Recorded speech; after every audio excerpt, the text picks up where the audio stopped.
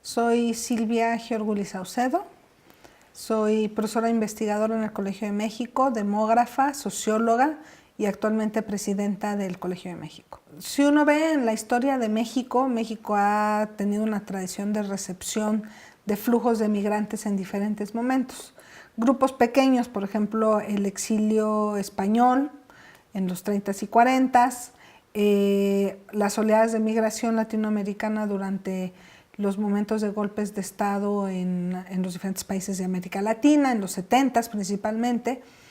y ahora más recientemente, en diferentes momentos también receptor, por ejemplo, de migración de refugio, en el caso de los guatemaltecos en la frontera sur de México, y ahora más recientemente una migración que es más heterogénea, que no necesariamente está vinculada con estas migraciones políticas del pasado, que tiene un componente familiar y un componente económico, y que viene del norte y del sur, ¿no? Sí, la migración ha aumentado muchísimo, hacia México ha aumentado mucho en todo a lo largo de este siglo. Entre 2000 y 2015, más que se duplicó el número de migrantes o el número de la población nacida en el extranjero que vive en México. Y aunque creció muchísimo, o sea, más que se duplicó en 15 años, pues sigue estando alrededor de 1 millón, ¿no? Entonces, todavía son muy pocos, representan menos del 1% de los mexicanos, y además está conformada principalmente, el grupo principal, y para sorpresa de muchos, el grupo principal de extranjeros o de población no nacida en México que ha migrado son estadounidenses. No es población que nació en Estados Unidos, que tiene un componente fuertemente de menores de edad que son hijos de mexicanos y que por lo tanto son mexicanos por nacimiento porque tienen derecho a la nacionalidad por ser la nacionalidad de sus padres, ¿no? Ese es el flujo principal, y a ese flujo le sigue un flujo de Guatemala, Honduras y El Salvador, o sea, del Triángulo Norte de Centroamérica, y bueno, luego ya vienen de otros países, de Sudamérica principalmente, algo de migración española, y que tiene diferentes razones y diferentes motivos, ¿no? Por ejemplo, suponemos que muchos de estos nacidos en Estados Unidos que están llegando a México, pues son hijos de migrantes, que están regresando o viniendo, no regresando, pero están viniendo al país por primera vez con sus padres. En el caso de la migración centroamericana en tránsito, pues son migrantes adultos jóvenes o en tránsito o que vienen a vivir a México, son principalmente adultos jóvenes que vienen por razones laborales y también huyendo situaciones de violencia, por ejemplo, en el caso de Honduras. Y en el caso de otras migraciones como la latinoamericana, que es sudamericana, que numéricamente es pequeña, pero que viene, por ejemplo, son más grandes de edad y que vienen pues a zonas, principalmente zonas urbanas, y es una migración también de tipo laboral. Yo decía que parte del trabajo que tenemos que hacer, y eso no solo es trabajo del gobierno, o sea, es un trabajo a diferentes niveles, es buscar coherencia entre lo que el mexicano opina sobre el migrante mexicano que va hacia Estados Unidos y el trato y la percepción que tiene el mexicano sobre el inmigrante que viene, por ejemplo, el centroamericano.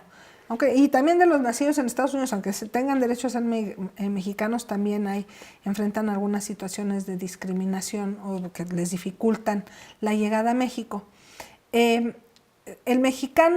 México ha tenido un discurso y ha sido muy activo en el discurso de protección de los derechos humanos, de protección de los derechos de los trabajadores migrantes, en foros internacionales. En Estados Unidos, pues todo el tiempo México, bueno, desde los 90s para acá, México ha estado impulsando la protección de los mexicanos en Estados Unidos, el acompañarlos en procesos jurídicos, en defensa de sus derechos, en defensa de sus derechos a procesos legales, al debido proceso legal, aún siendo indocumentados. Y esa actitud tan asertiva pues no se corresponde con una actitud de la misma asertividad en el caso del migrante de tránsito, principalmente del migrante centroamericano, ¿no? en diferentes aspectos, tanto desde la parte de la vulnerabilidad, la desprotección y la violación de derechos humanos de migrantes en tránsito, principalmente centroamericanos, pero también en un ámbito que es más cercano al contexto pues, de la vida cotidiana. Y entonces ahí te voy a dar el ejemplo de, ahora que han llegado tantos menores de edad, nacidos en Estados Unidos, pero de padres mexicanos, y que uno de repente encuentra las historias en las escuelas de poca aceptación, de discriminación, de rechazo porque habla distinto, porque no habla bien el español, porque tiene una, pues si básicamente son niños que han crecido y se han socializado en Estados Unidos y en la escuela estadounidense, pues tienen costumbres y formas distintas, ¿no? Y enfrentan rechazo de estudiantes, de sus compañeros y de profesores, no en todos lados, pero sí en muchos lados. Entonces, como yo mencionaba, creo que hay algo muy arraigado en el mexicano de una incongruencia en los dos discursos, que hay que hacer coherente, y que también tenemos que trabajar más en esta parte, no solamente de tener mecanismos de protección, como la Ley de Migración de 2011, que es un cambio importante, porque le da acceso a los migrantes a cosas tan básicas como el derecho a la educación, el derecho a la salud, el derecho a la identidad, ¿no? A poder tener una identificación que diga quiénes son, y que eran cosas que antes del 2011 no estaban escritas. Pero como mencionaba, el cambio en la normatividad no es suficiente para generar un cambio a nivel social y a nivel local en términos de la vida cotidiana y de la acción también de los gobiernos locales. Yo creo que difícilmente uno encuentra a alguien que no tenga una historia de migración cercana a su familia, ¿no? Migración interna o migración internacional, o sea, en la historia de la humanidad, algo que caracteriza yo creo que a los seres humanos es la movilidad geográfica. Siempre hay un tío, un abuelo, un primo, uno mismo tiene periodos en que se mueve de un lugar a otro, y aún así es un comportamiento humano, pero un comportamiento humano que genera tanta discusión y que está vinculado con tantas cosas de la vida, de los procesos de, bueno, cómo te va cuando llegas, todo lo que implica dejar el lugar, los impactos económicos, lo que decíamos, el uso político de la migración. Entonces, bueno, a mí me parece que es algo de la característica humana que desata muchas cosas que no entendemos. Esa es una razón. La segunda es que es un campo, ya desde más perspectiva como científica social, en los estudios de migración confluyen muchísimas disciplinas. Hay mucho trabajo antropológico, hay mucho desde la economía, desde trabajo social, desde la ciencia política, desde las relaciones internacionales, desde la sociología y desde la perspectiva que yo trabajo, que es la demografía. Entonces, el campo de la investigación en migración tiene un diálogo interdisciplinario por naturaleza enorme. Entonces, a mí me parece fascinante cuando estás queriendo explicar, por ejemplo, qué pasa con la migración y la educación, y llega el economista y te dice, que el retorno a la educación, y llega el antropólogo y te dice, sí, pero cuando yo estuve en la comunidad vimos que la interacción en el salón de clase. Entonces, creo que ahí hay una construcción de conocimiento interdisciplinario que lo hace también un campo fascinante. Y la otra cosa es decir, bueno, y dentro de este campo fascinante que hay tanta investigación, yo decidí entrarle por la parte demográfica, porque lo que decía es que en el caso de la migración hay muchas prenociones, ¿no? En la plática usé el ejemplo de que tú vas a San Miguel de Allende y dices, ¡uy, mira cuántos gringos están viniendo a vivir a México!, ¿no?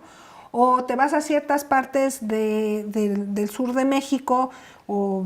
por ejemplo de Chiapas, y dices, no, mira cuántos centroamericanos están llegando. Entonces yo creo que necesitamos conocer y dar a conocer más los datos que nos permitan pues combatir prejuicios que hay cuando hablamos de migración, ¿no? Y una de las partes viene por ubicar los números, y entonces decir, no, es que están regresando millones de Estados Unidos deportados, y entonces tú dices, oye, mira, los datos del censo te dicen que entre 2010, la encuesta intercensal, entre 2010 y 2015, 500,000 de mexicanos se regresó de México a Estados Unidos, o sea, 500,000 de los 12 millones, o sea, es una fracción chiquita. Entonces yo creo que ahí la demografía tiene un campo muy amplio para ubicar y para documentar mejor lo que se está discutiendo en las otras áreas.